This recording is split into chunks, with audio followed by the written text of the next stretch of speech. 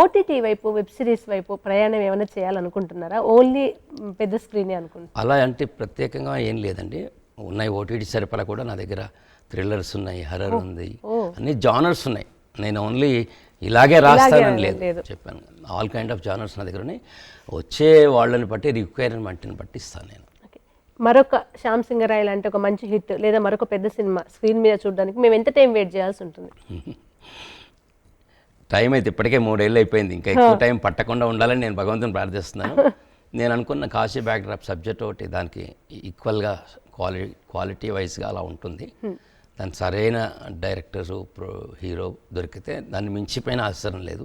సత్య గారు, నాకు ఇలాంటిది ఒక పెద్ద 100 కోట్ల బడ్జెట్ అండి, మీరు నాకు అలా ఇన్స్పైర్ అయ్యి మీకు చాలా ఆధ్యాత్మికంగా పురాణాల పరంగా నాలెడ్జ్ ఉంది కదా, నాకు ఒక స్టోరీ కావాలంటే మీరు రెడీయా? సోషియో ఫ్యాంటసీలో ఒక 60 to 70% కాంటం ఎప్పటికీ ఉంటుందండి. ప్రజెంట్ టైం ఒక 30% వచ్చి పీరియాడిక్ పౌరాణిక క్యారెక్టర్స్ వస్తాయి. ఇప్పుడు కల్కి సినిమా వచ్చింది కదా, కల్కి లాగా ఒక 5000 years బ్యాక్ క్యారెక్టర్. ఆ క్యారెక్టర్కి హీరోకి సంబంధం ఏమిటి?